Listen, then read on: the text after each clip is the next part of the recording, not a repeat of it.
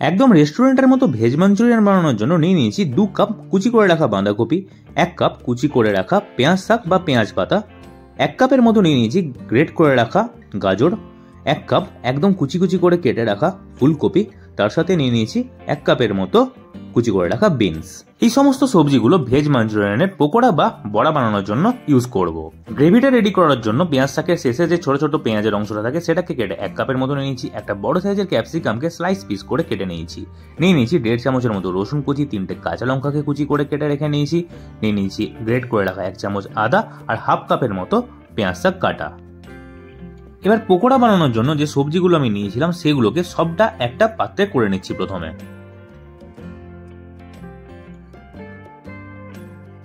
নিয়ে এর মধ্যে অ্যাড করে দিচ্ছি 1 চামচের মতো নুন। নুনটা অ্যাড করার পর সবজির সাথে নুনটাকে ভালো করে একবার হাতের সাহায্যে মিশিয়ে নিতে হবে। এইভাবে যদি নুন দিয়ে সবজিটাকে ভালো করে মাখিয়ে পরে আধ ঘন্টার জন্য সাইডে রেখে দেওয়া হয়, তাহলে সবজির মধ্যে যে এক্সেস জলটা আছে সেটাকে হাতের সাহায্যে নিংড়ে বের করে নেওয়া যাবে। তো আমার ভালো করে নুন দিয়ে মাখানো হয়ে গেছে। এবার এটাকে ঢাকা দিয়ে আমি আধ ঘন্টার জন্য সাইডে রেখে নেব। ততক্ষণে চলুন এবার মাঞ্চুরিয়ানের জন্য যে সস লাগবে সেটাকে রেডি করে নিই। তার জন্য একটা পাত্রে আমি নিয়ে নিচ্ছি 4 চামচ ডার্ক সয়া সস, দিয়ে দেবো 1 চামচ ভিনিগার, 2 চামচ রেড চিলি সস, 2 চামচ গ্রিন চিলি সস, আর দিয়ে দেবো 3 চামচ টমেটো কেচাপ। সব সসগুলোকে একবার ভালো করে চামচের সাহায্যে মিশিয়ে নেব। সসটাকে ভালো করে মিশিয়ে রেডি করা হয়ে গেছে। এটাকে এবার সাইডে রেখে দেবো। এবারে আধ ঘন্টা পর সবজিগুলো থেকে জলটা বের করার জন্য কিছুটা মুঠো মুঠো করে সবজি নিয়ে পরে একটা পাত্রে জলটাকে নিংড়ে নিতে হবে। দেখতে পাচ্ছেন সবজি থেকে কতটা পরিমাণ জল বেরোচ্ছে। এবার নিংড়ানো সবজিটাকে আলাদা একটা প্লেটে আমি করে সাইড করে নিচ্ছি। এইভাবে যদি নিংড়ে নিংড়ে জলটাকে বের করে নেওয়া হয়, তাহলে যখন পকোড়ার মিক্সচারটা রেডি করা হবে তাতে কিন্তু বেশি পরিমাণে ময়দা বা কর্নফ্লাওয়ার অ্যাড করতে হবে না। তাতে পকোড়াগুলো খেতেও ভালো হবে, মুচমুচেও হবে। কিছুক্ষণ সময় নিয়ে তবে এবার সবজির জলটাকে নিংড়ে সাইড করে নিই।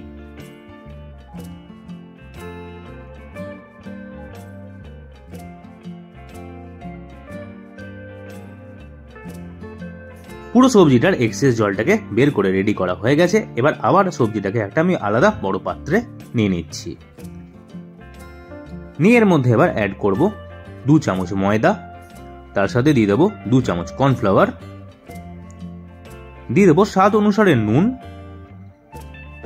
আর এতে অ্যাড করব এবার একটু ঝালের জন্য হাফ চামচ গোলমরিচের গুঁড়ো। তো স্বাদের জন্য দিয়ে দেবো 1 চামচ ডার্ক সয়া সস আর 1 চামচ রেড চিলি সস।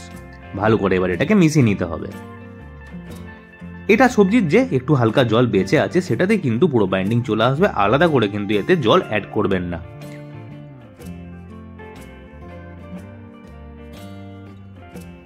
ভালো করে মেশানোর পর মিক্সচারটা পুরো রেডি হয়ে গেছে। এবার এটা থেকে ছোট ছোট বলের আকারে শেপ দিয়ে রেডি করে নিতে হবে।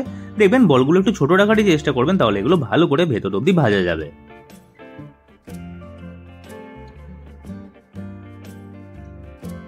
শেপ দিতে দিতে যদি দেখেন যে হাতটা চিটচিটে হয়ে আছে, তাহলে হালকা হাতে তেল নিয়ে নিতে পারেন।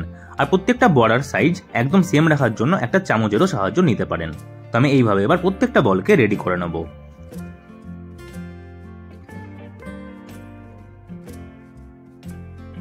পকোড়াগুলো পুরো শেপ দিয়ে রেডি করে নেওয়ার পর একটা ফ্রাইং প্যানে আমি গরম করে নিয়েছি হাফ ফ্রাইং প্যানের মতো রিফাইন্ড অয়েল। এবার এগুলোকে গ্যাসের মিডিয়াম ফ্লেমে আমি তেলে আস্তে আস্তে ছাড়তে থাকবো।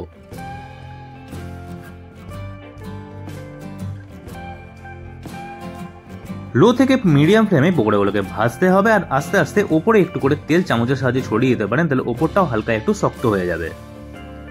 গ্যাসের ফ্লেমটাকে কোনোভাবে হাই করবে না, লো থেকে মিডিয়াম ফ্লেমে ভাজলে তবে কিন্তু এগুলো ভালো করে ভেতর অবধি কুক হয়ে যাবে। একদিকটা ভালো করে গোল্ডেন ব্রাউন কালার হয়ে যাওয়ার পর এবার আরেক দিকটা ভাজার জন্য আস্তে আস্তে উল্টে নিচ্ছি।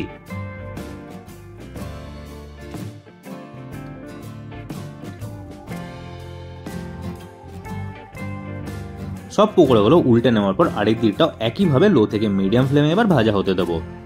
গোটা প্রসেসটাতে মোটামুটি 10 থেকে 15 মিনিট কিন্তু সময় লাগবে। দেখতে পাচ্ছেন পকোড়াগুলো খুব সুন্দর করে ভাজা হয়ে গেছে, পুরো গোল্ডেন ব্রাউন কালার হয়ে গেছে।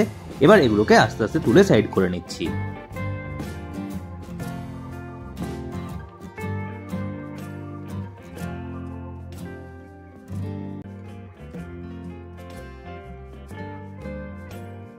পকোড়াগুলো রেডি হয়ে যাওয়ার পর এবার গ্রেভি রেডি করার পালা। তার জন্য আরেকটা ফ্রাইং প্যান গরম করে আমি তাতে অ্যাড করছি 4 চামচ সাদা তেল। তার মধ্যে দিয়ে দেবো রসুন কুচি, তার সাথেই দিয়ে দেবো আদা কুচি আর লঙ্কা কুচি। আদা, রসুন আর লঙ্কা কুচিটাকে প্রথমে হাই ফ্লেমে 1 থেকে 2 মিনিট ভালো করে নাড়াতে থাকতে থাকতে ভাজতে হবে। আদা, রসুন আর কাঁচা লঙ্কার কাঁচা ভাবটা হালকা যাওয়ার পর পেঁয়াজ শাকের যে সাদা পেঁয়াজের অংশটা কেটে রেখেছিলাম সেটাকে অ্যাড করে দিলাম। এটা দিয়েও 2 মিনিট হাই ফ্লেমে ভেজে নেব।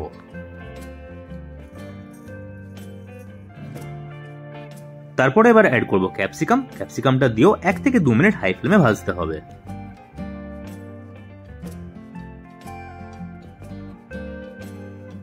লাস্টে এবার অ্যাড করে দিচ্ছি পেঁয়াজ পাতা বা স্প্রিং অনিয়ন কুচিটা। এটা দিয়ে 1 মিনিট হাই ফ্লেমে ভেজে নিলেই হবে। যেহেতু পুরো ভাজাটাই হাই ফ্লেমে হচ্ছে তাই কিন্তু কন্টিনিউয়াসলি নাড়াতে থাকতে হবে, নাহলে কিন্তু পুড়ে যেতে পারে সবজিগুলো।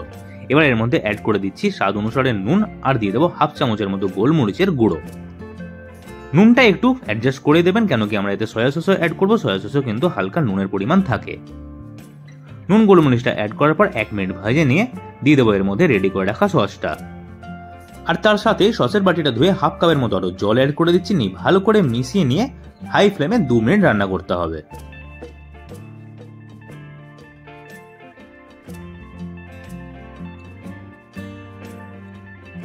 তারপরে একটা পাত্রে 1/2 কাপের মতো জল নিয়ে তাতে অ্যাড করে দিচ্ছি 1.5 চামচ কর্নফ্লাওয়ার। জল আর কর্নফ্লাওয়ারটা ভালো করে মিশিয়ে নিতে হবে যেন এর মধ্যে কোনো লাম্পস না থাকে। এবার পুরো কর্নফ্লাওয়ারের মিক্সচারটা ফ্রাইং প্যানে অ্যাড করে দিলাম। নিয়ে ভালো করে রেডি হওয়া গ্রেভিটার সাথে মিশিয়ে নিতে হবে। কর্নফ্লাওয়ারটা দেওয়ার জন্য গ্রেভিটা হালকা ঠিক হবে। 2 থেকে 3 মিনিট এবার মিডিয়াম ফ্লেমে রান্না করতে হবে। আরো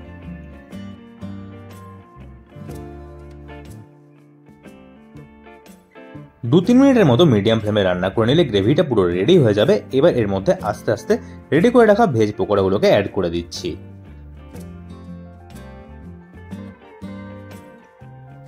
পকোড়াগুলো সব অ্যাড করে গ্রেভির সাথে আস্তে আস্তে মেশাতে থাকতে হবে। আর মিডিয়াম ফ্লেমে 3 থেকে 4 মিনিট রান্না করে নিলে কিন্তু ভেজ মাঞ্চুরিয়ান খাবার জন্য একদম রেডি হয়ে যাবে। আপনারা এই রান্নাটা যদি বাড়িতে করে থাকেন তাহলে গ্রেভিটা নিজেদের পছন্দ অনুসারে বেশি বা কম রাখতে পারেন। আমি একটু সেমি গ্রেভি রাখছি, আপনারা চাইলে গ্রেভিটারও বেশিও রাখতে পারেন। একদম রেস্টুরেন্টের মতো ভেজ মাঞ্চুরিয়ান খাওয়ার জন্য একদম রেডি। সার্ভ করুন পরোটা বা পছন্দের ফ্রাইড রাইসের সাথে। আজকের এই রেসিপিটা আপনাদের কেমন লাগলো সেটা কমেন্ট করে জানাবেন। রেসিপিটা ভালো লাগলে ভিডিওটা একটা লাইক করে দেবেন। রেসিপিটা সবার সাথে শেয়ার করবেন। এই চ্যানেলে এরকমই রান্নার রেসিপি আমি শেয়ার করে থাকি, তাই চ্যানেলটাকে অবশ্যই সাবস্ক্রাইব করে দেবেন। পাশে থাকা বেল আইকনটা দাবতেও ভুলবেন না। তাহলে বন্ধুরা আজকে এই পর্যন্তই। দেখা হবে আমার নতুন একটা কুকিং ব্লগের সাথে। অসংখ্য ধন্যবাদ আজকের এই ভিডিওটা দেখার জন্য।